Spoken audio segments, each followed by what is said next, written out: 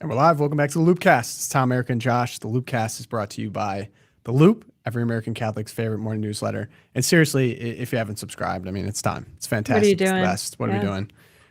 So happy to have you guys all here today. It's going to be a great Wednesday show. The way that I'm thinking about it is we have some new details come to light. We had a press conference.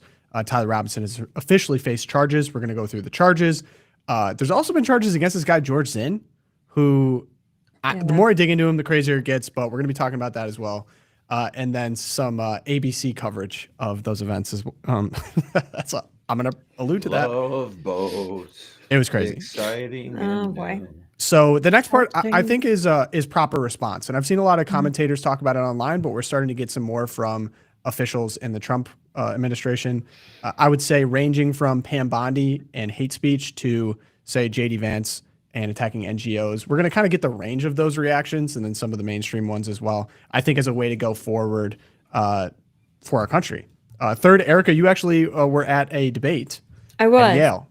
I'm a little tired. Brand. I'm a little tired this morning because we were up late last night, but it was great. I saw Lila Rose at Yale University. I have all the deets for you. It was an amazing night. Man, it was amazing. It's going to be great. So it's going to be a great show. Twilight Zone, good news, of course. You know how it goes here. If you want to help us out, go ahead and subscribe here on YouTube. Got lots of new content coming, so go ahead and subscribe there. Leave us reviews, Apple Podcasts and Spotify. But we have some sponsors today that make this show possible, so thank you to Ave Maria Mutual Funds. Big time sponsor for us. Super excited to have them on board. I'd like to introduce you to today's LOOPcast sponsor, Ave Maria Mutual Funds. Now more than ever, Catholics want to align their investments with their moral beliefs. And a great way to do this is by investing in the pro-life, pro-family mutual funds from Ave Maria. The professionals at Ave Maria have a morally responsible investment philosophy that's aligned with Catholic teaching. In their search for attractive investments, they apply moral screens to eliminate companies that engage in support for abortion, pornography, embryonic stem cell research, or that make corporate contributions to Planned Parenthood. An advisory board composed of prominent Catholics meets regularly to guide the fund's choice of moral criteria. Since its founding in 2001, Ave Maria has become the largest Catholic mutual fund family in the United States and now manages over $3.8 billion in assets for Catholics and other investors who have pro-life, pro-family values. So start your morally responsible investment journey today by visiting AveMariaFunds.com/loopcast in the link below. The good people at Ave Maria will send you a free information kit. You can also get the kit by calling 1-866-AVE-MARIA and use the promo code LOOPcast. That's 1-866-AVE-MARIA or clicking the link below. I'm thoroughly steeped in Ave Maria propaganda. I attended college there at Ave Maria University for 4 years. Loved my time there. Don't have anything but good things to say about my alma mater. And so glad to have Ave Maria Mutual Funds on board as well. I just love that area of Florida. Well, and just to be clear for everyone, Tom Monahan was instrumental to creating Ave Maria University, and his good friend, the Schwartz family, were involved with the Ave Maria Mutual Funds. Although I don't think Tom Monahan has anything to do anymore with the mutual funds because he's focusing on the university. But he would give it the thumbs up. Everything that they're doing, the Ave Maria Mutual Funds. I know the Schwartz family. I can't speak highly enough of them. They've been involved in so many good philanthropic activities, certainly in Michigan, but elsewhere in the country. And they put their money where their mouth is. And that's the biggest thing when we're talking about like this kind of an opportunity with investments. You have the opportunity to not only, most everyone now has some sort of 401k or some sort of investment thing. Why don't you use Ave Maria? Why don't you use the Ave Maria mutual funds? And even if you're at like Fidelity, you can, or some other thing, you can use one of their funds, but why not just go right to Ave Maria mutual funds yourself? I mean, like invest, if you're going to invest, might as well do it in a way that really jives with your Catholic values. So jive with the values. Come on. Jiving with the values. That's a good Josh one. is passing on marketing pamphlets. Jive with your values. Ave Maria Mutual Funds. I love it. But if you want to keep jiving with your values, of course, Charity Mobile, the OG sponsor. I always have love for Charity Mobile because, of course, now more than ever, it's important to buy the way you believe and do business with companies who support what you stand for. That's why you should switch your cell phone company to Charity Mobile, the pro-life cell phone company. They send 5% of your monthly plan price to the pro-life, pro-family charity of your choice at no extra cost to you. And unlike some mobile carriers that resort to gimmicks To retain customers, Charity Mobile doesn't do 3-year price locks because they have never raised their mobile plan prices in their 30-year history, and all plans start under $50 before taxes and surcharges. You can save even more on every line you add, making them the perfect choice for families also. New customers can use promo code LOOPcast to get a free phone with every new line, plus free activation and free shipping, or you can bring your own compatible devices. You'll enjoy the same nationwide coverage as the big guys, and their live customer service is based right here in the U.S. To get started, visit CharityMobile.com and use the promo code LOOPcast. That's CharityMobile.com, promo code LOOPcast. That's another no-brainer for me. That's another no-brainer. Like, I love Charity just make Mobile. the switch. And yeah, it's Don't just forget easy. that promo code LOOPcast. Woo! Right. It's easy to just support things you believe in without even thinking about it. Charity Mobile. Shout out to them. Sweet. All right, let's get right into it, guys. So Tyler, I see Taylor Robinson on the sheet. We got Tyler Robinson, the killer of Charlie Kirk, suspected killer, has been charged for his crimes. The death penalty, a firing squad in Utah, has been called for. Not only that, but more details of the event have come to light, including text messages and the identity of the strange old man who obstructed justice. I'm referring to George Zinn. I believe he yelled out, "Shoot me, I did it." And some more details have come to light after he's been taken into custody. So I have the full clip here. It's a little bit long. I'm just going to go through the counts that he's being charged with. He was charged on Tuesday. He appeared in front of a judge in a suicide prevention vest in custody. Oh, wow. He did say his name. Yeah. He did tell his dad he was considering it before he turned him in. So the counts here: aggravated murder, capital offense. Count 2, felony discharge of a firearm causing serious bodily injury. Count 3, obstruction of justice, disposing a gun. Count 4, obstruction of justice, disposing of clothing. Count 5, witness tampering, directing roommate to delete texts, which you'll see in the text chain I'm going to come up with here. Count 6, witness tampering, directing roommate not to discuss with police. And count 7, commission of a violent offense in the presence of a child. So I actually have the text in text form. It was read out during this press conference, but I'll show it here. Yeah, I mean, personally, I'm going to read them. They're not graphic, but I can't believe that people took different conclusions, I guess, from this. But I'll just read a little bit of it. So from Robinson: I am still okay, my love, but I'm stuck in Orem for a little while, not longer yet. Shouldn't be long until I can come home, but I got to grab my rifle still. To be honest, I'd hope to keep this secret until I died of old age. I'm sorry to involve you. Roommate: you weren't the one who did it, right? Robinson: I am. I'm sorry.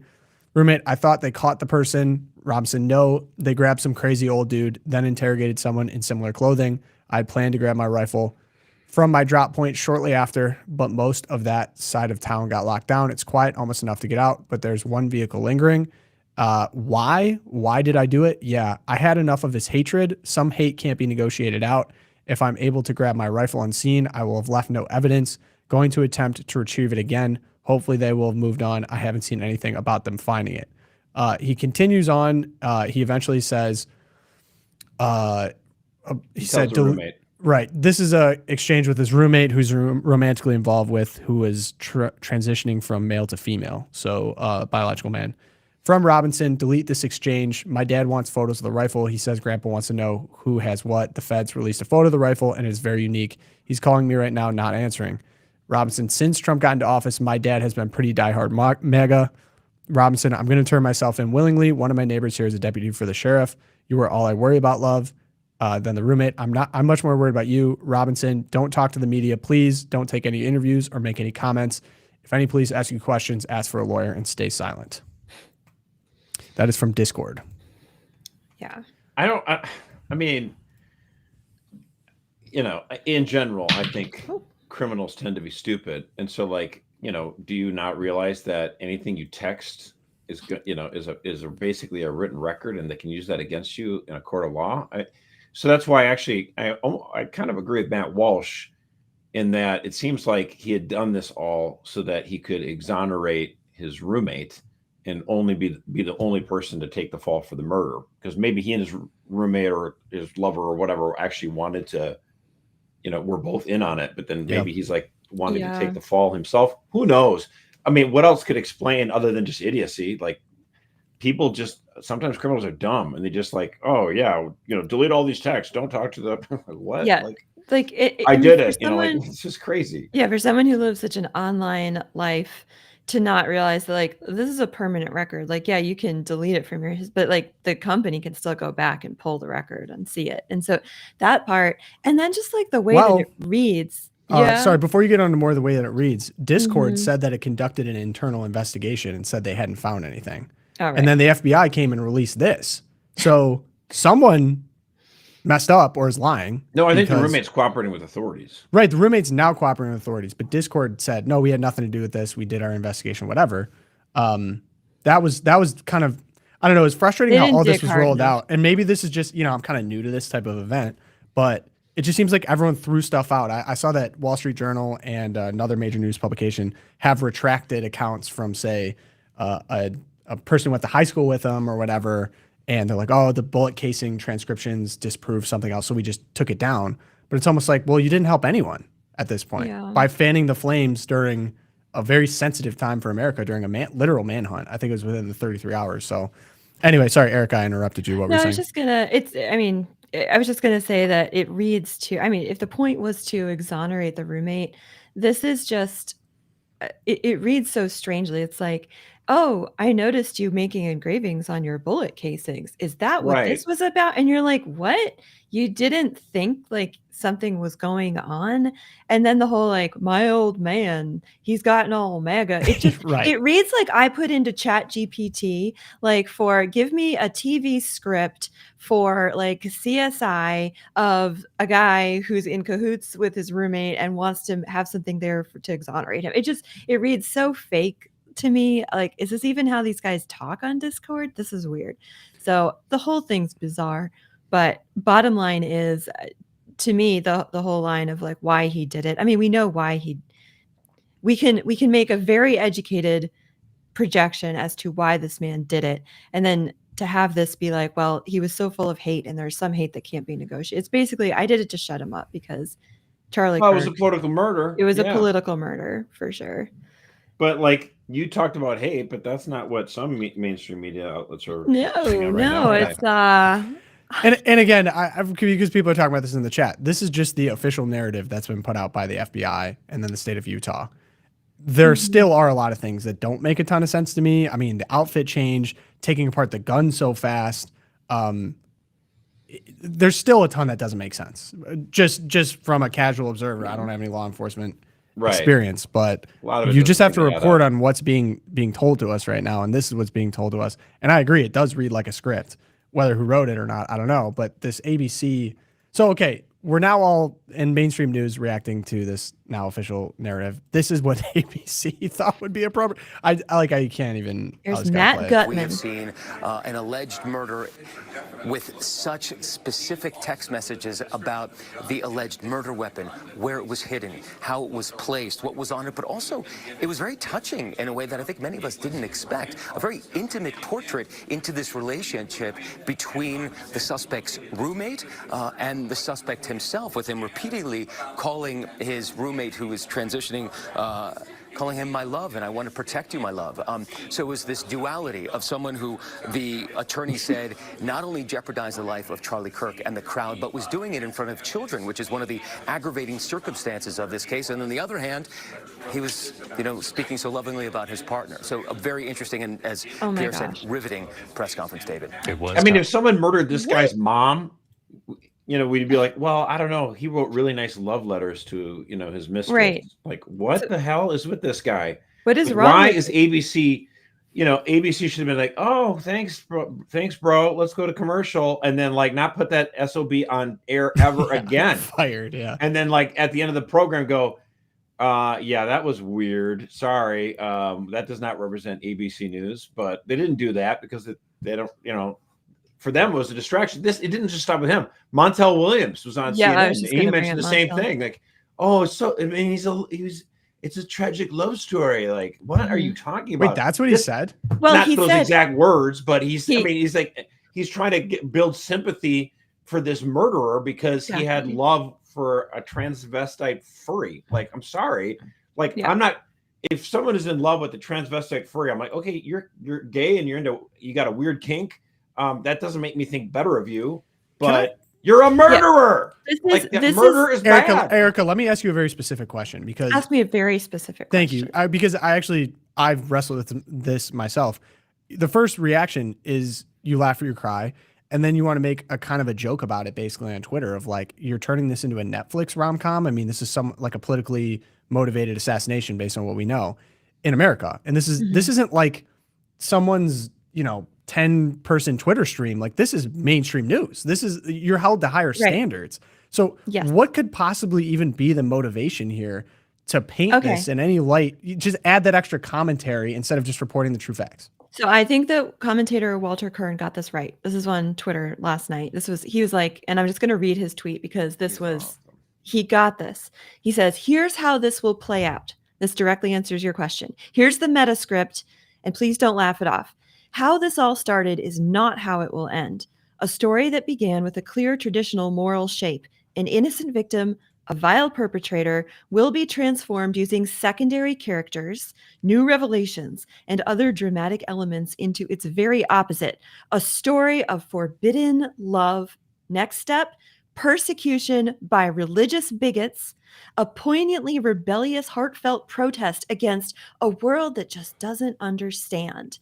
And then there will be a total split, far deeper than mere politics, between the segments of the public that were captivated by two incommensurate tragedies. And I think that this is exactly what is going on here. This is the first play in how the script's going to go in the mainstream media. And of course, it's going to be, he never would have shot Charlie if those religious bigots, if his MAGA parents hadn't been so against the love of his life. And it's going to be this like story of romance, star-crossed lovers, Romeo and Juliet all over again. And you can just watch it happen. And what's that going to do? That is going to further drive the divide in America that everyone's calling for unity now. But that's going to be, I can already tell you, half my family, extended family is going to go that direction and the other half is the other. And it just continues to divide. And we have to resist that outcome. It's possible. I just think it's more like just what we call on the internet posting, SHIT posting. You're just literally throwing so much at, everything. You're just throwing chicken and gorilla feces. You're just throwing so much stuff that to confuse everyone about what's going on. And you're like, wait, what? So that you need to avoid clear answers from this case. If you're the left, you don't want the simple truth, which is Charlie Kirk was a passionate free speech defender who would go in front of, very large, hostile, negative crowds and would talk about the importance of, conservative politics, but primarily Christianity is still being the number one thing. And he was murdered in cold blood by somebody who apparently, absolutely hates Christians and hates conservatives. And that's such an obvious, simple truth that the media has to, what they do with like the shooting in Minneapolis, they find out it's a trans, they try to get that off the front page as fast as possible, right? Tennessee shooting. Oh my gosh, school shooting. They want to make a lot of noise about it because they can talk about how guns are bad. Oh wait, he's transvestite. Then they don't want to talk about it anymore. But it's harder to not talk about this one because it's everywhere. He was a celebrity. He was beloved by millions of people. And the president is going to be at the remembrance thing here in Phoenix. Yep. And so the left is like, gosh, I'd love to just bury this story. They can't. So they're sitting in the kitchen sink at this. So people are like, wait, what? They all get confused or whatever. And I do think it adds to the disunity in our country. It's absolutely vile and appalling. Yeah. I just don't know how well it'll work. It'll work for, it's not half the country. It feels like we're divided half and half. It's not quite. It's going, but these lies will darken the 1/3 of the country and they'll believe it. Mm-hmm. Yeah. And then you get this thing about George Zinn, which was interesting. So we have the clip of the arrest immediately after he just yelled, I did it. This is George Zinn here. He got tackled and taken away in the picture. So he's a 71-year-old man. He was at the rally. Down on the grass. Yep. And apparently he's kind of known for showing up at just about everything. Like he shows up at all kinds of political events, Gadfly. Yeah. And so after they searched his phone and found 20 images of child sexual abuse material. So now on top of, distracting from the killer, he also had child porn on his phone. he spent a lot of time in jail, but I guess he cashed checks from disability while he was in jail to like make money to go on to the next thing. What is going on here? I don't even. It's really strange. I've seen a man. theory out here that he was potentially on, again, this is a total theory, but that he was on the Discord channel or one of the Discord channels that were kind of aware of what was going on here so he could show up and support. Listen, I don't know. It doesn't, it's crazy to me that anyone's first instinct would be like, hey, shoot me. I did it. I don't know, man. There's a lot here that I don't understand. Yeah, it's crazy, but it's not senseless, I guess. It's not, again, like this man seems to, the more we find out about him, like Robinson, he seems to have, as a 71-year-old, lived this very online life, right? Including his sex life was all online. And all of this like bizarre sex stuff with the whole thing is very dark. And speaks to a real spiritual warfare, I think, that's going on here. But this older man, he's on Discord with these younger people. He has this porn on his phone, and not just porn. Right. Not just that. Rot under a jail type stuff. Yeah, exactly. And I think, and then he shows up at these rallies in real life, and bizarre behavior erupts. I don't think that's senseless at all. I think it's perfectly predictable. And he said he wanted to, as soon as Charlie got shot, he wanted to like make a gesture so that the real shooter would have time to get away and the police would be looking at someone else. And so he starts shouting. He like goes up to a police officer and starts shouting. And sure enough, it was a distraction.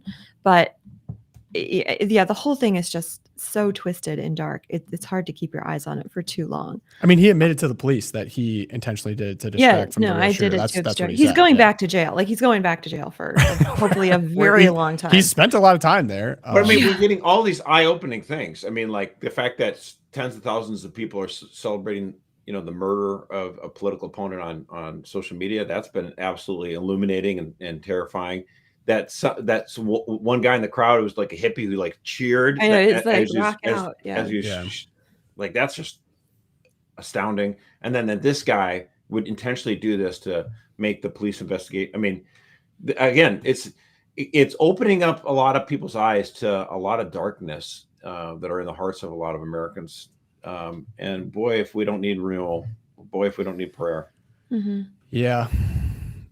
Yeah. Before we get into the response, though, another reason to show possible home title lock, Erika. Yeah. Thank you, Home Title Lock. Did you know that American homeowners have over $32 trillion in equity, and criminals are targeting it with a growing scam the FBI calls house stealing? Scammers can transfer your title out of your name using a one-page document they file at the county. Then they can take out loans against it or even sell it behind your back.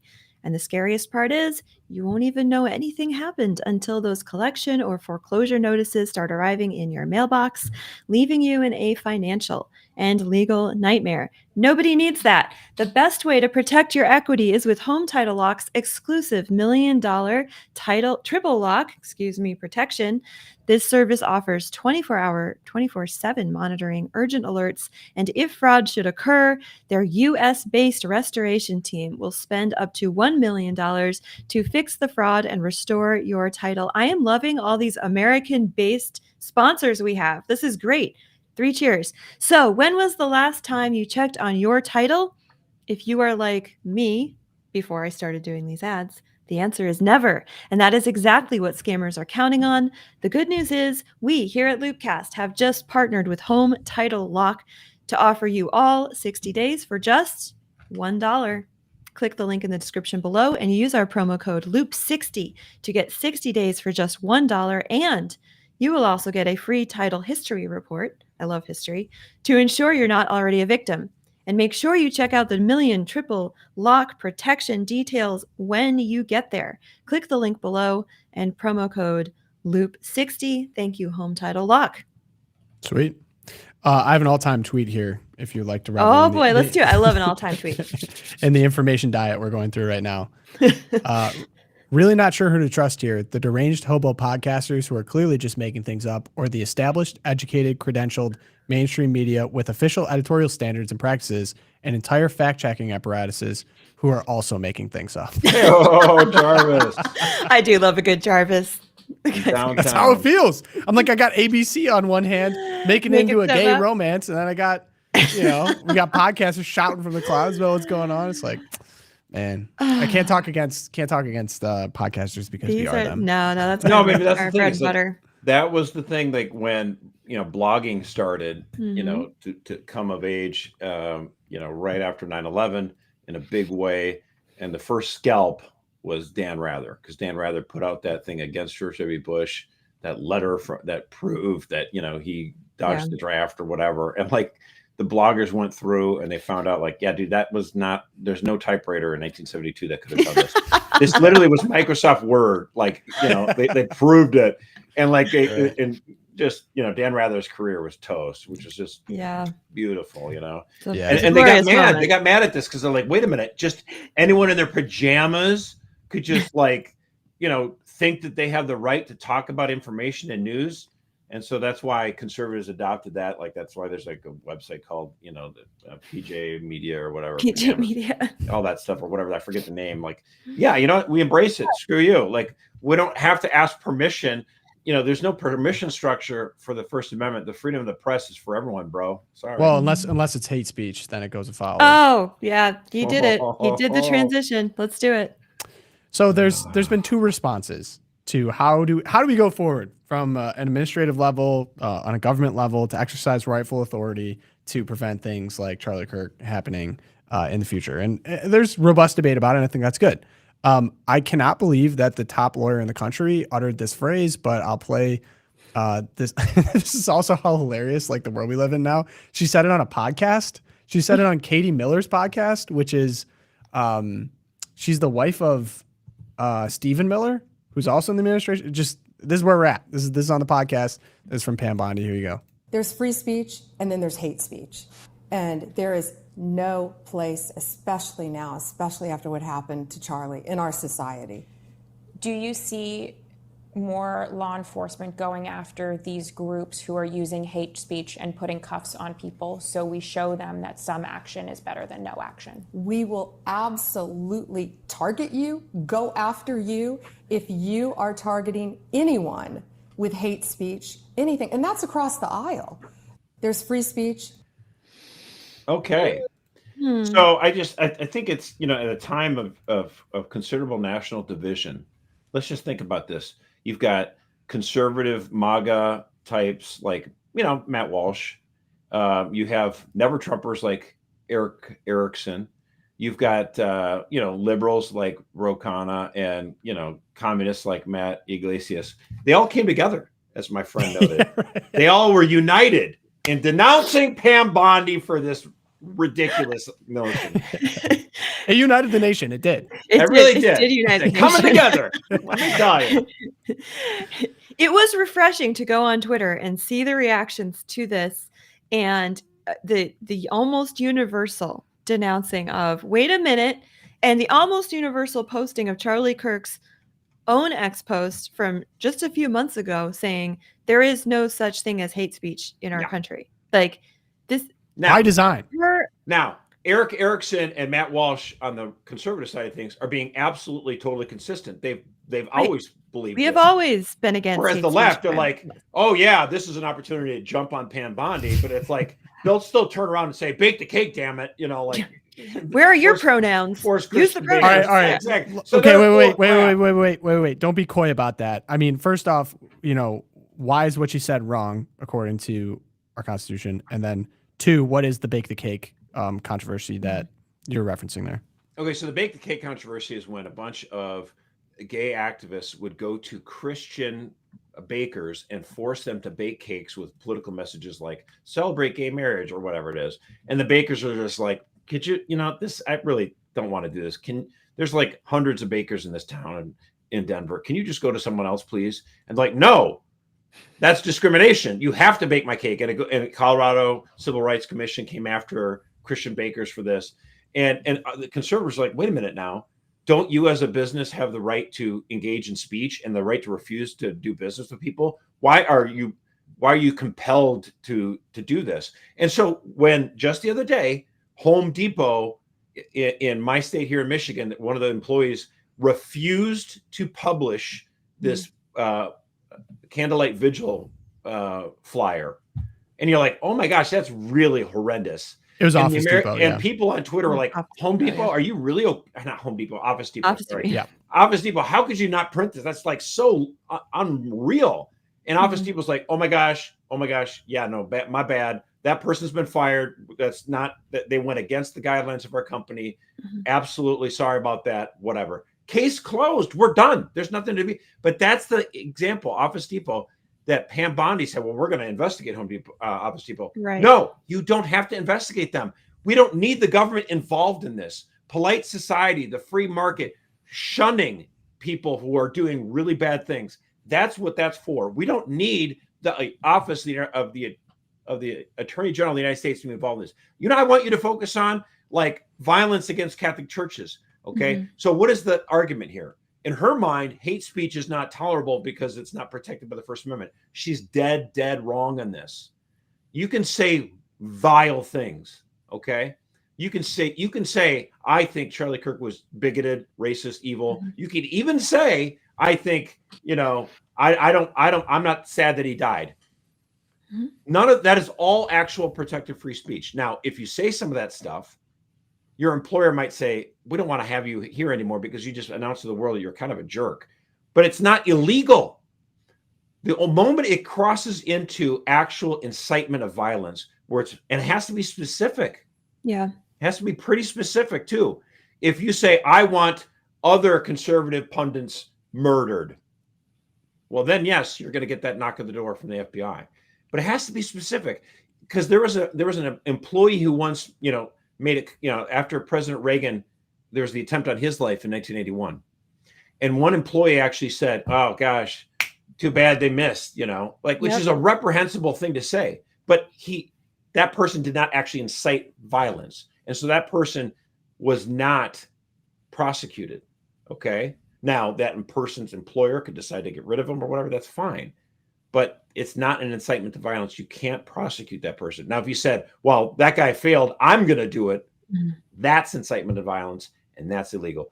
And so she tried to backtrack on this a little bit and said, well, what I was getting at was, inciting violence. Like, well, then say that. Because you need to say that speech stuff you're saying is a bunch of crap and has been used to bully conservatives left and right. For years. I mean, yeah, it's shocking to me that she would not know that hate speech, that phrase, is a buzzword. It's like assault weapon. Like, assault weapon's not a real classification of firearm. It's a term that was made up to vilify specific types of weapons. In this case, hate speech has been used against conservatives for how many years? I mean, think about the Southern Poverty Law Center.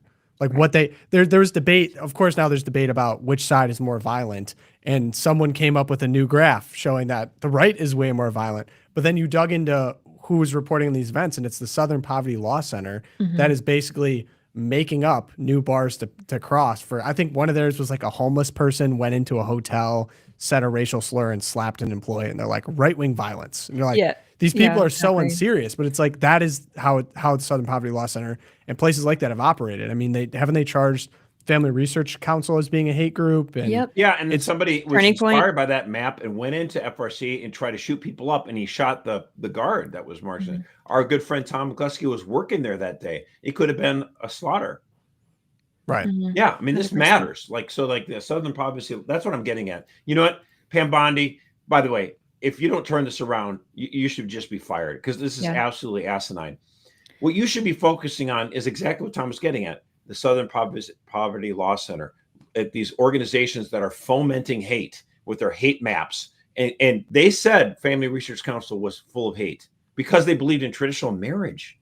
They actually put Turning Point USA on the hate map just recently. Yeah. Right. And not only that, but these organizations that are receiving taxpayer dollars through grants, or they have nonprofit status, so they get a tax break. Like that, those are the legal mechanisms for going after these groups that can be tied directly to the bullet that killed Charlie Kirk. And that is the mechanism. And I think Pam Bondi, she is a highly trained and accomplished lawyer. She's been practicing for many years. She's a lot older than she looks, and she is responsible for the words coming out of her mouth. And like you said, Josh, if you meant inciting violence, you should have said that. That was on purpose. She said hate crime on purpose. This is she's a highly trained, highly intelligent woman, and she should be held accountable for this. This should be that kind of speech from the administration should not be part of the conversation following Charlie Kirk's assassination. The temperature is very, very high, and it is an inflection point in American history, and how the administration responds is going to reverberate down the decades. And so it is very important that they tighten this up and they turn to voices like, I see you have Steve Miller up here on the screen. We have JD Vance coming up. The administration needs to unify its messaging and get behind voices like these, not behind what Pam Bondi is representing right now. Yeah, but just to re-hit what Tom said, she is the top cop. She's the top law enforcement official. It's not like it was a congressman from Texas who kind of popped off. It wasn't a podcast, or even like the Secretary of Housing and Urban Development. Like this is like the president, the vice president, the attorney general, the FBI director. Those are the people that absolutely have to get this right. Right. Don't give me this hate speech garbage. As Charlie Kirk said, hate speech does not exist legally in America. There's ugly speech, there's gross speech, there's evil speech. All of it is protected by the First Amendment. Keep America free. Yeah, here's what Stephen Miller had to say on it. Where the left calls people enemies of the republic, calls them fascists, says they're Nazis, says they're evil, says they have to be removed, and then prints their addresses. What do you think they're trying to do? They are trying to inspire someone to murder them. That is their objective. That is their intent. And when you see online, Sean, as we've seen for the last few days, tape after tape after tape of federal workers, bureaucrats, staffers in the Pentagon, educators, professors, healthcare workers, nurses, celebrating the assassination of Charlie Kirk. These are radicalized people. There is a domestic terrorism movement in this country.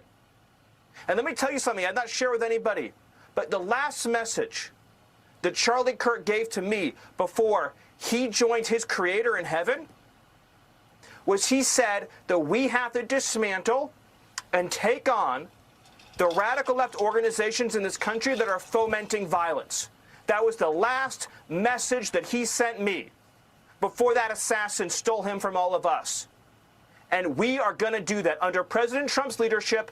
I don't care how. It could be a RICO charge, a conspiracy charge, conspiracy against the United States, insurrection, but we are going to do what it takes to dismantle the organizations and the entities that are fomenting riots, that are doxing, that are trying to inspire terrorism, and that are committing acts of wanton violence. It has to stop. And my message is to all of the domestic terrorists in this country spreading this evil hate, you want us to live in fear? We will not live in fear, but you will live in exile. Okay, so again, that's so much better than what Pam Bondi was getting at. Yeah. Inciting violence, doxing people so that in hopes that those people will, suffer at the hands of violence. That's the kind of stuff you should do, not going after Office Depot for not printing a flyer. Focus, people. You got to get this right. Yep.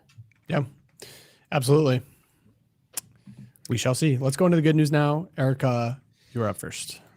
All right. I'm going to go with, this is a little like timeline cleanse kind of thing. So episode cleanse. This is so cute. We have, okay, wait, my computer's not loading.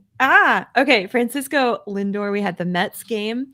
And I just want you to just play this. You don't have to do the sound. But so Francisco Lindor, player for the Mets. His wife is playing the violin. She's a professional. And she played the national anthem. And I just love his face here. Like, look at him. He's holding their baby.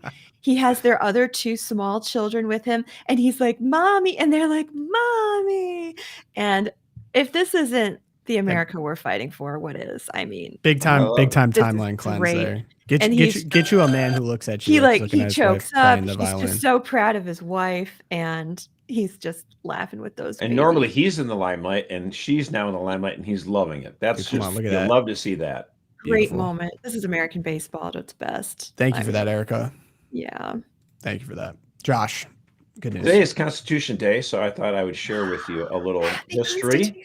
Yes. It was on this day that the Constitutional Convention was finished, and Ben Franklin got up, and you can imagine the admiration that people have for him. He was the oldest member of the Constitutional Convention, and so much respect that people had for him. and he actually didn't deliver this speech because he was too old. He handed the speech to his fellow delegate, James Wilson, who delivered it on his behalf. I'm just going to read you a little bit. That was whiskey for the audio. Yeah, a little whiskey with a shot. And here's the chaser. I confess that I do not entirely approve of this Constitution at present. But, sir, I am not sure I shall never approve it.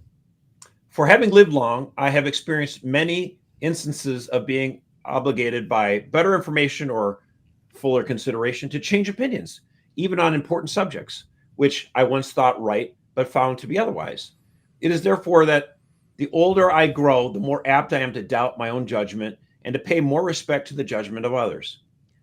Most men, indeed, as well as most sects and religion, pay more respect to the judgment of others. Most men, indeed, think that most religious sects think of themselves in possession of all truth. That's what I was supposed to say. There you go.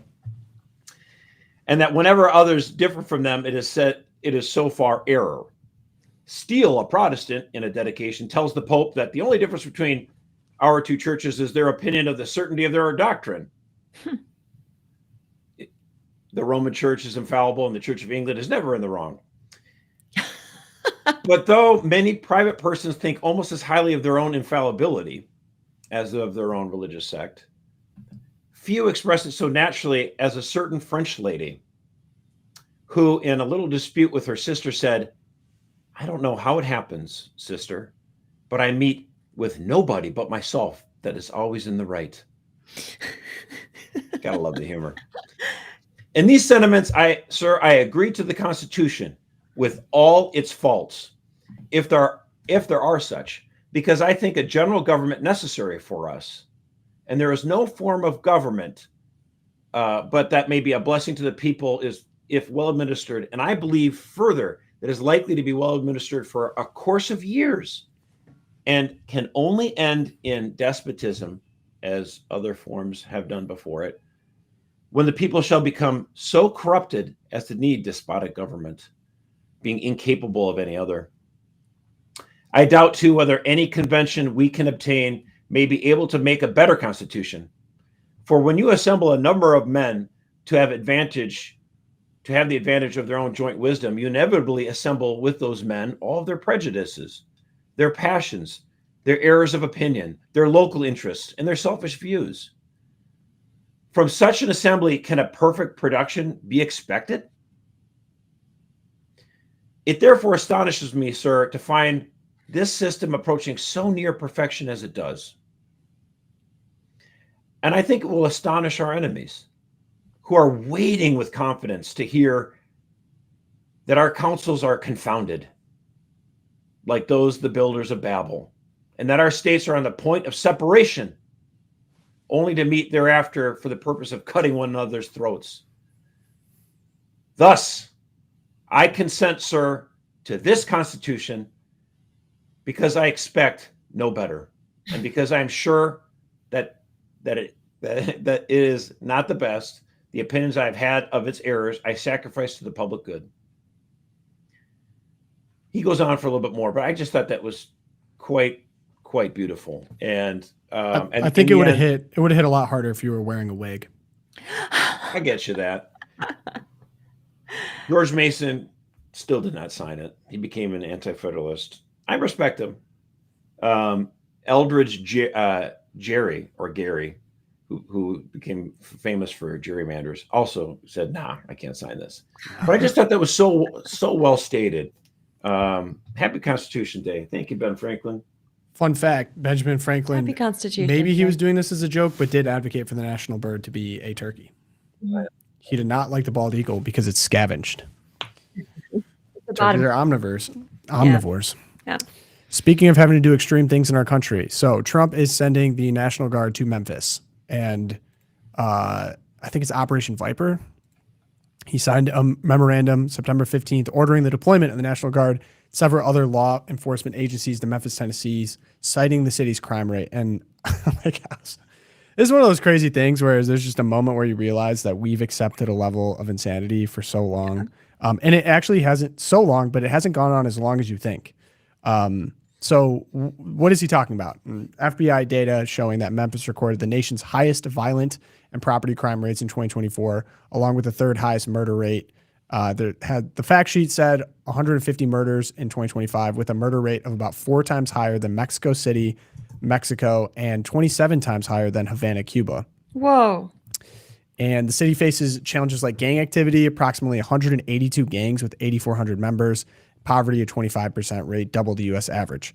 Now, I went to look into it a little bit just to see, like, okay, travel to Memphis. What do people expect? And I got Memphis is not safe overall. It's ranked as the #1 most dangerous large U.S. city for violent crime, with a 1 in 10 chance of victimization citywide. However, it's improving. Safer pockets exist, but they suggested to 1, avoid high-risk areas, steer clear of downtown at night, Fraser and South Memphis, stick to East Memphis, Midtown, or suburbs. Tips: use ride shares, travel in groups, avoid flashing valuables, and check real-time alerts via MPD. I mean, Sounds fun. none of this screams, none of this screams like how you should probably live. And I hate the justification that you're just like, well, that's just life in a big city. It's just life in a big city. It was not like this. It we really don't was have not to live like this. No. And Memphis is Sounds like I'm going to Baghdad. I think it's exactly. It's a great example to start with, because you have a governor who's on board. You got Bill Lee who's on board, who's welcomed in, was a part of the press conference. Even the Democrat mayor, I think he threw up kind of weak protests, but at the end was kind of like, I'm actually looking forward to collaborating. But I mean, who's the biggest people to convince? And yes, I know this is from the Rapper Response account, but they went on the ground and interviewed people in Memphis. And let's not share this here. That's a happy This is the wrong one. But you're right that they got the governor involved, because they said Trump was always going to send it to Chicago, which is like a blue city with a blue governor. Like, oh, this is just an attack by Trump to on blue states and crime on Dems. And it's like, well, look, he's going to a service station. And, you know, it's just so dangerous that you can't get out of your car. You can't go to the grocery store. You can't go to the market or the service station. So, yeah, I want to see the crime stop.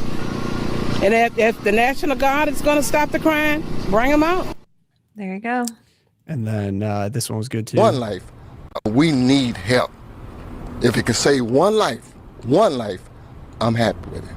People could be concerned that it's not normal to see, militarized people out in the street. No, it's not. It's not normal, but I mean, if that's what it takes, that's what it takes. They have to do what they can to kind of take back control of the city.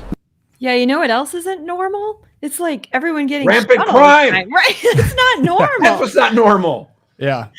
It's just unbelievable, the people pushing back on this. And what, again, I watched that CNN commentator being like, well, it's good we're going to bring crime down, but we should be careful that we do it in a safe way. I'm like, their only argument, though, is that it's like, well, we this militarization. It's like, listen, the National Guard wasn't meant to be an arm of the Pentagon. It was initially meant for circumstances like this, where cities are overrun with crime, or if there's a hurricane and you need to establish law and order. That's what the National Guard was all about. Every state had a National Guard, and we just started using them to fight our wars in Afghanistan and Iraq all the time, so that we just think, oh, it's just another function of our U.S. military, and we're not supposed to have because of posse comitatus, we're not supposed to have the United States Army in the United States, because that's those are for fighting wars, right? And therefore it's like no. The National Guard is exactly what this is for. This is the perfect example. Yeah. I found some vintage postcards of Memphis, which I think just speak to it being really beautiful. Oh, so I mean, beautiful. You look at the architecture and the building. It reminds me of like you can go find vintage footage of San Francisco in the 40s and 50s and LA. Yeah. And I mean, this is what it used to look like. So dude, I was there in the 90s. It was awesome. Yeah. Not long ago. Not long ago. It looked like this.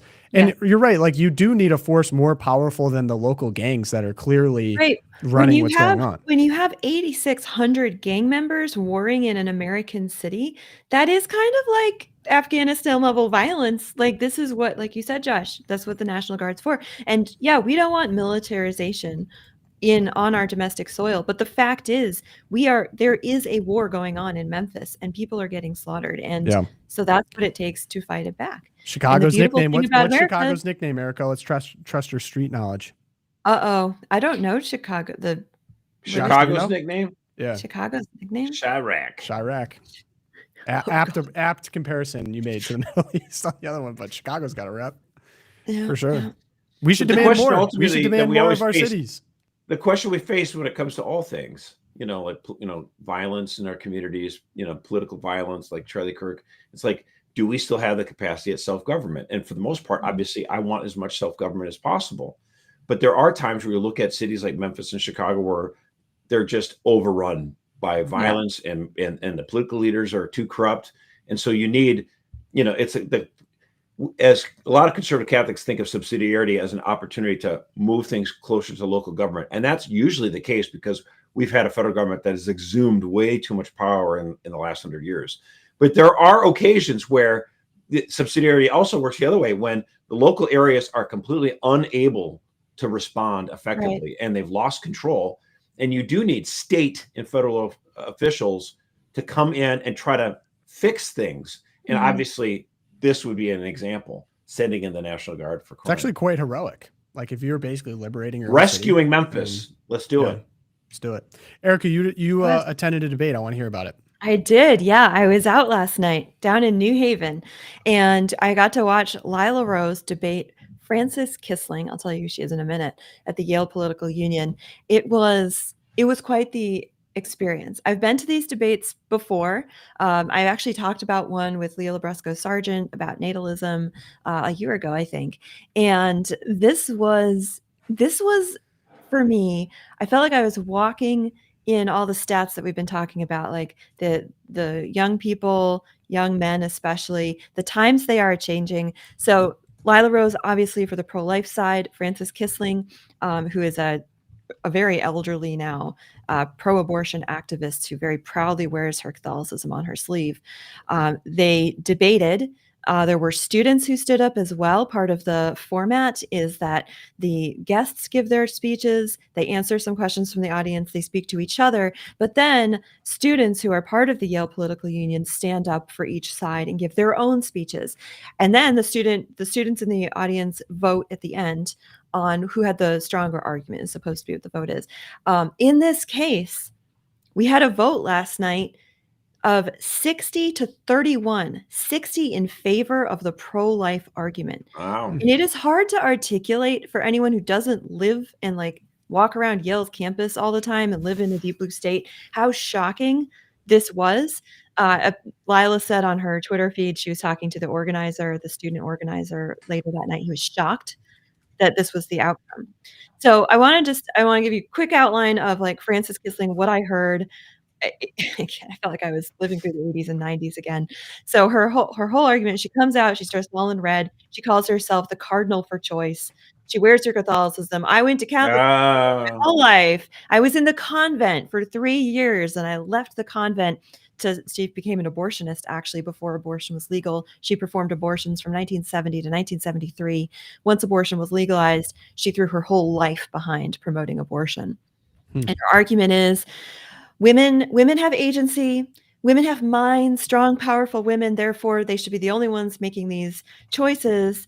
Abortion is an act of reproduction. Only women can bear babies. And therefore, choice is more of a more important value than the life inside the woman's body. Wait. Sorry, you said abortion is an act of reproduction? Direct quote? Yes, I am direct quote. I wrote this down. Abortion is an act of reproduction.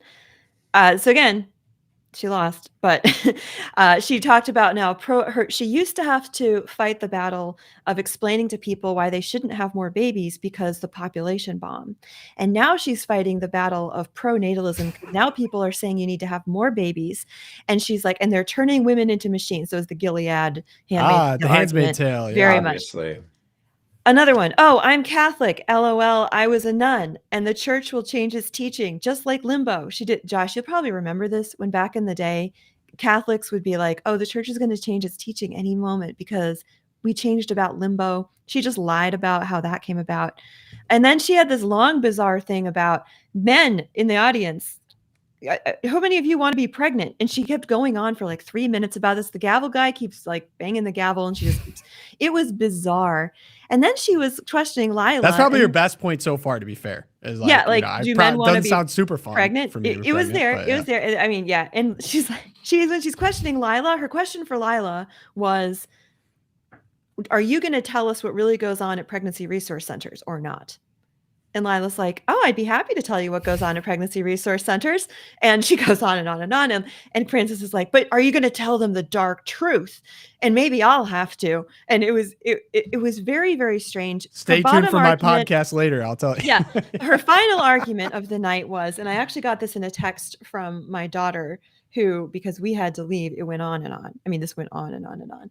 I got this in a text from a homeschool boy who was there, and he wrote, her final argument was, if you are in a burning building and there's a poor family in one room versus a doctor who's about to cure cancer in another, what do you choose? I will leave you with this. That was it. That was it. Because what it all came down to in the end, for me, her argument for abortion, quote unquote, rights was, this is very, very complicated. No one can really understand this. There is no real answer. Therefore, women should just be able to do whatever they want. Can you dig into the fire analogy for me really quick? No, I can't, because that was it. She's like, I will leave you with this. Wait, is that like a version of the train dilemma? Like, yeah, if you pull the lever, but one way it's going to hit one you has guys, more dignity because of their profession? No, that was it. This is it. And I have to admit, it was just kind of like the Joe Biden moment of the pro-choice movement, because she was like teetering on the stage. Really should not have been like, they should have gotten someone Lila's age to debate Lila. Lila's argument, on the other hand, was very clear and very concise, as you might expect from her. We should not take innocent human life. Abortion takes an innocent human life. Therefore, we should not abortion. Very clear. She talked about science. She talked about how the powerful have a duty to protect the weak. She talked about how we need to do better for women, because it makes no sense that we have the worst maternal mortality rates in the world, in this country. And she tied it directly to abortion. It was clear. There were statistics. She never, and this was really cool too, Frances Kissling just couldn't talk enough about how Catholic she was. Lila never mentioned it. She never brought up a religious argument. She never mentioned she's a devout Catholic. Awesome. It was amazing. And it was really cool. I brought a group of homeschool kids who were in the civics class and the debate club down. There were a bunch of other homeschoolers who showed up. Peter Wolfgang, shout out to Peter Wolfgang. Yeah, he was there. Up, shout out to Tom Wayner of National Catholic Register. He was there as well. And it was amazing, because the way that these debates go, the Yale Political Union students, they bang on the floor with their whenever they agree with a point, they bang, bang, bang, bang, bang on the floor with their feet. So everyone's like, stomp, so stomp. And you hiss, you do the sound when you disagree with something. So this was loud. This was raucous. This is more like going to LOOPcast? Yeah, this is more like going to an English Parliament debate than it is to like the United States Congress, where no one's reacting at all anyway. Right. And what I observed was, in front of me were sitting probably 2/3 of the rows, tons of young men. This was a lot of young men here. Huh. And overwhelmingly, they voted with their feet, literally, for Lila, and when she would make a point.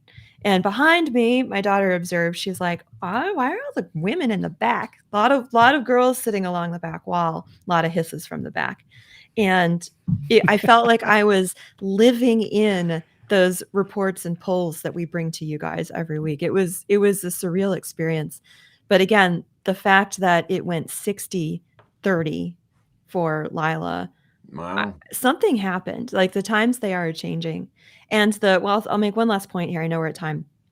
The president of the Yale Political Union, young man, he stood up right at the beginning, and he mentioned Charlie Kirk. He said, a week ago, we got this terrible news, and we hadn't solidified this appearance. And Lila said she wasn't going to do this appearance, because she's really cutting back on her travel. She has 3 young children at home.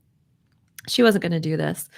But he said, the morning after Charlie Kirk was shot, I woke up and I had emails from both Kissling's team and Lila Rose's team confirming that they would be here in person on our campus to debate this, probably the hottest topic there is. And he spoke to, look, our role here as the leaders of the Yale Political Union is to make sure that we can keep doing what Charlie was doing when he died. And it was moving. I don't think his politics are necessarily aligned with Charlie's at all. Doesn't matter. It doesn't matter. And that was the loudest moment of the night. This was a loud debate. There were stomping everywhere. But this, when he said that, the whole room erupted in the stomping of feet. It was very moving. It was a moving night to be there. I got a sense that there is a great spiritual battle that has just been, like, the veil's been torn away for a moment before our eyes, and it was playing out at Yale last night for sure. That's so amazing. That's considerably better than the Yale debate I attended back in 1999. Which one was that? That's when Peter Singer was on campus. His name came up last night. Interesting. Yeah, he talked about how, like, there's the big debate over partial birth abortions. And he's like, actually, pro-lifers make the point, like, you take the baby out and then you kill it. How's that any different than if you actually give birth to a kid and kill it? And he goes, the pro-lifers are right to make that point out that, that it's not logically consistent. He goes, but he, in fact, favors killing both. He thinks it's perfectly fine to have infanticide. And then you're like, and the audience was all for it. So 26 years ago at Yale, I was just like, wow, this is crazy. Yeah. I wrote it up for the register at the time. Yeah, that was another bizarre thing, if you don't mind me going a little longer. Yeah, go for it. That was another really strange thing with Frances Kissling. And she had in her opening remarks, which went 12 minutes. They were supposed to be 5. So this was not even a fair fight. They just let her go. They just let her go off.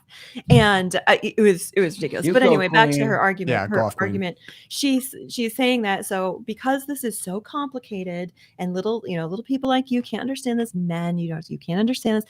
Women should be able to do whatever they want as long as the child's in their body. It's a matter of location of the baby. She calls it a baby, like Singer. She's like, it's a baby. You kill it.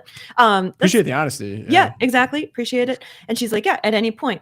So then Lila's question to her during the back and forth was, so it's a matter of location. So there's, at first she's like, it's a matter of consciousness because a baby in the womb is not conscious.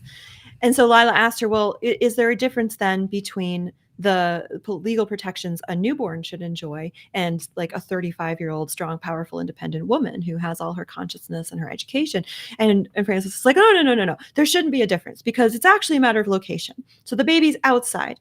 And Lila's like, okay, so when the baby's inside, is there any difference between a 36-week-old preborn child, a 22-week-old, or a 12-week-old? She's like, oh, there's a big difference. There's a big difference because, there's the viability thing. And Lana's like, but you said it should be for any reason.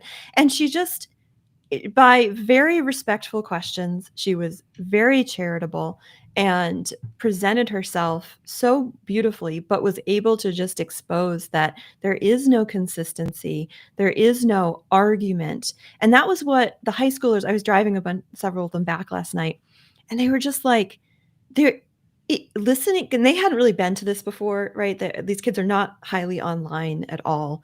And so they're not exposed to the rhetoric of the left. Yeah, and they're like, it seems to me that they were more religious in they talked about belief and opinion and feelings a lot.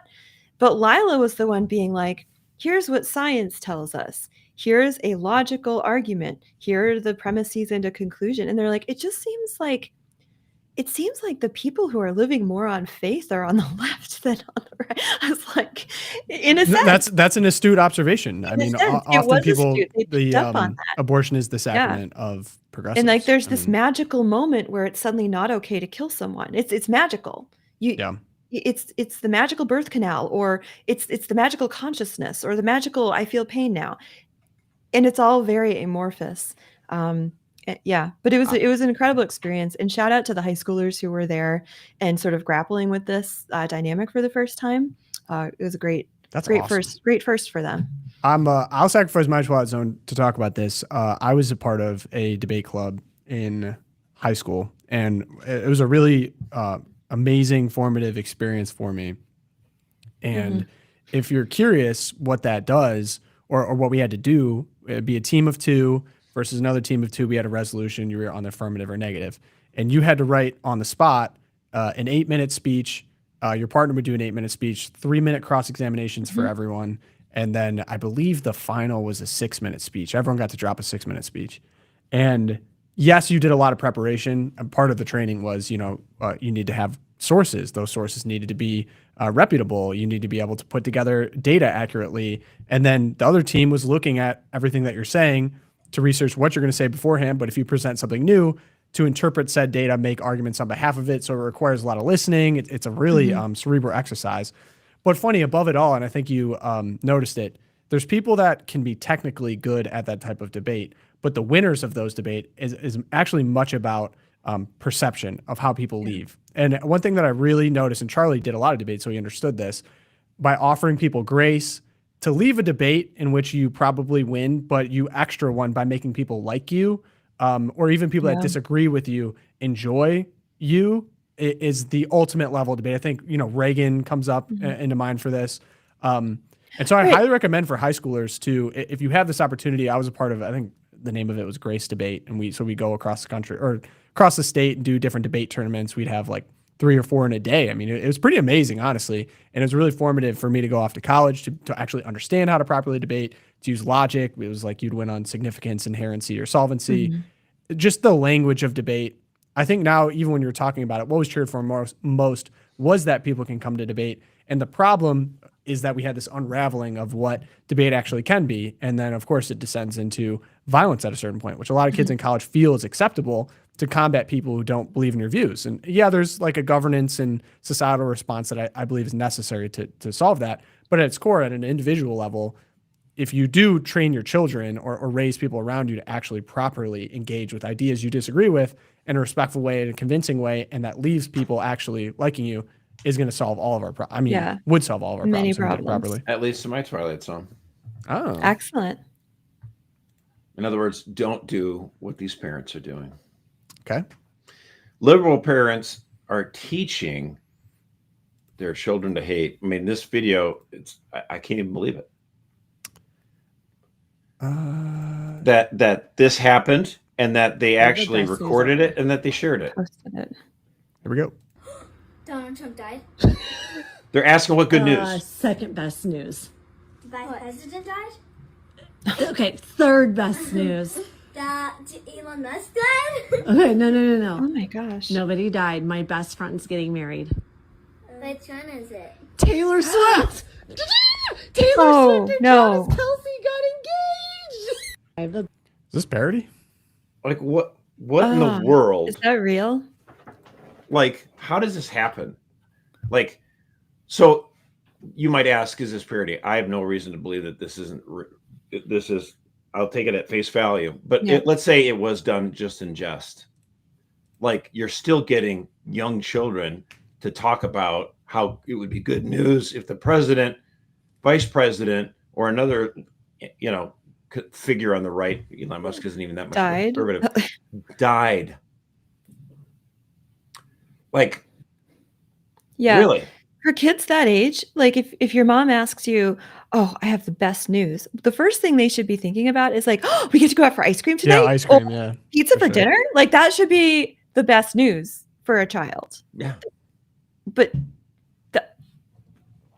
I'm surprised she was even comfortable enough with the concept of death at that age for most people. Maybe they don't fully understand it, but that's not good. Yeah, I don't even know what to say to that, Josh. I mean, this kid's got a tough future ahead of them. Yeah, there's a lot. Well, I mean, they posted about this. This woman, she actually is a kindergarten teacher. I knew it. I literally was going to predict that. Oh my gosh. Oh gosh. I wish I was shocked. She teaches preschool. Again, like this, we have. Now her TikTok's private.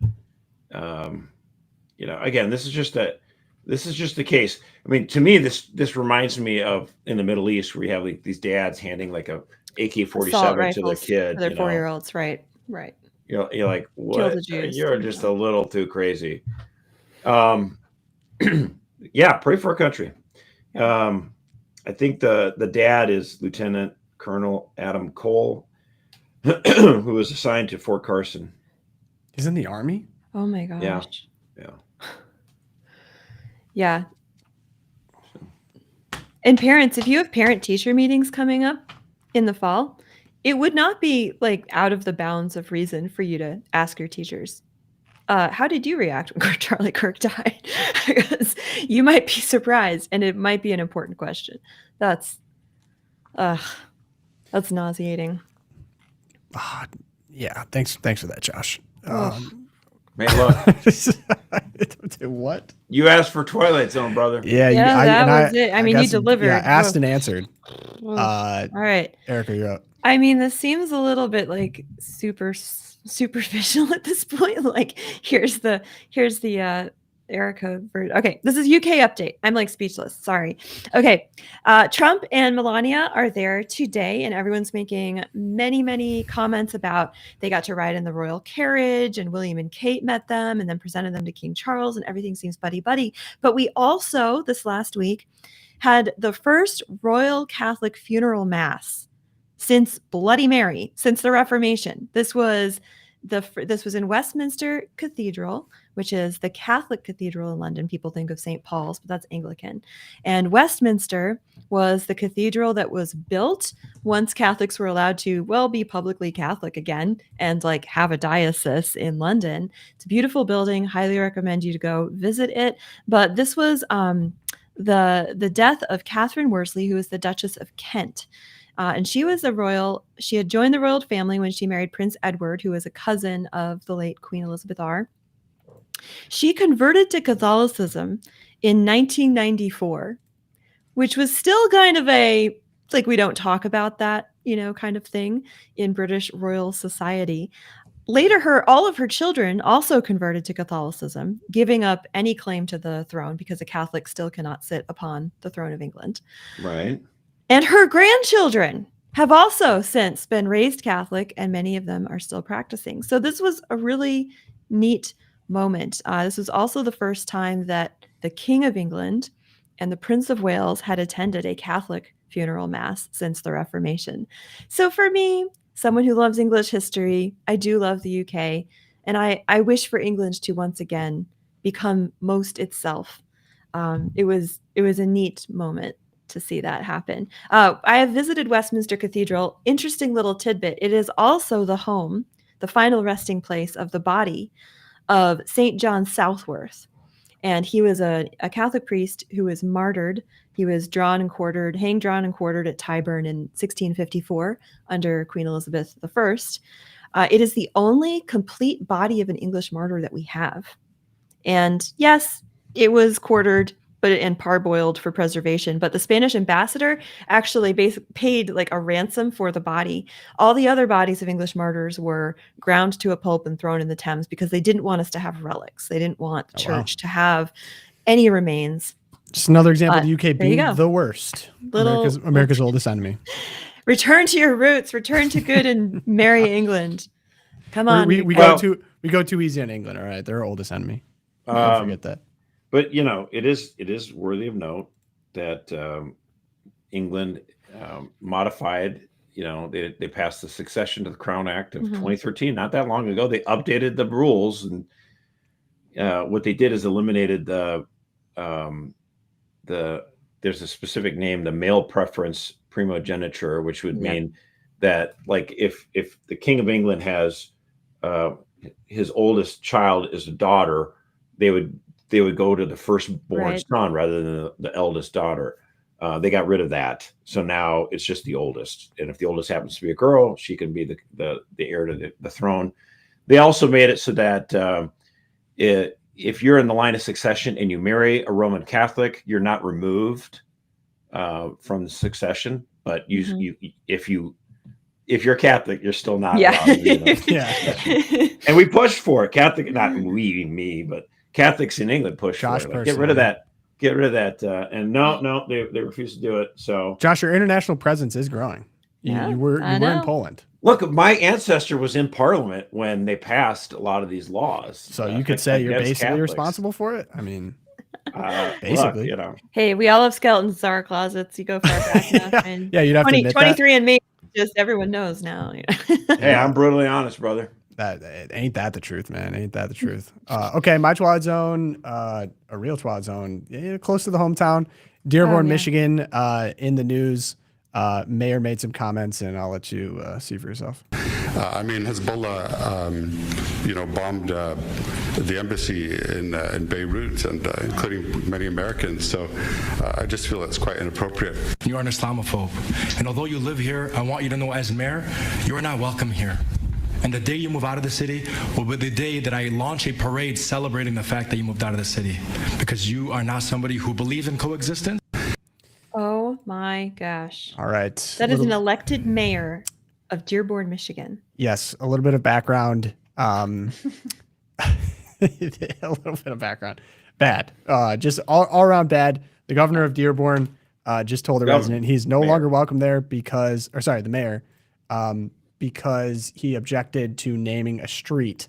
The signs from Wayne County Place and Warren Avenue after Osama Simblani, longtime Arab American leader, because of his past statements on Middle Eastern groups, including Hezbollah. And so now objecting to, I just really trying to wrap my mind around this, because the guy, even it was funny, like Fox. I mean, I grew up reading Detroit Free Press. I mean, I'm from the Detroit area, and they were going back through the guy who came up to testify. He's Christian. He actually spent time in the Middle East. He's done different things with Muslims. His accusations of Islamophobia never came true. I mean, they went through all of his stuff. And like, there's nothing here. Right. Unfounded. They're unfounded. And I don't, what part of the Constitution can we possibly use to be like, hey, let's not name streets after people not from, like, how did we even get ourselves in this quandary? And even the fact that now Dearborn, majority Muslim, they have Arabic on the police badges. All the street signs. I just don't understand. Dearbornistan. Like, who would even, how do we get out of this? I don't even, like, this isn't America. Or it is now, but it shouldn't be. I mean, we have people from other countries coming in, becoming mayor, and opposing when you don't want to name after people from other countries or influences other. Well, other, again, other the terrorists. objection here is that he gives that you're honoring a person that had said positive things about groups like Hezbollah, which have killed Americans. Yes, that's the objection. It's not that you just happen to be naming it after a foreign-born person who lives in Michigan now. And again, it's not the left never wants a debate. It's not no, actually, here's why we should still honor this guy. And he distanced himself. No, it's you're Islamophobic. You're not welcome here. Like, when are Americans in the middle, the moderates, the independents, going to just stop putting up with this garbage? Right. Where they're just like, no. You could just shut down debate by accusing someone of being full of hate. It's like, I don't know. I think the guy who liked Hezbollah was probably full of hate. Call me crazy. That sounds like the problem. Maybe not name a street after him. Right, but I don't think unfortunately, I don't know if there's any solution. Many of the people living in Dearborn are technically Americans. They're legally Americans. They voted for someone who just is now not welcoming a member of the city. In terms of the long-term answer, I honestly think we should repeal the Heller Act of 65 and get back to prioritizing in immigration those who come from Western European countries that have the same sort of rule of law, the same sort of beliefs and civilization, and people who come from other countries, like especially the Middle East, who don't share that same traditions. Especially, I mean, again, Islamic people, when they're a minority, are not usually a problem. It's when they become a majority that there's a problem. And so I would just prefer no more migration of it. And like, look, if they want to start voting for pro-life candidates, I like it. Sure, fine. But their history has been one that is and it's not even long-term history. Like, I'm not talking about the 800s. I'm talking about like the 1980s. And right. I know people that I grew up around peaceful Muslims, like good people. Of course. I'm not even someone who's, I think some people probably genuinely are Islamophobic or Arab, like scared of Arabs in general, have been propagandized.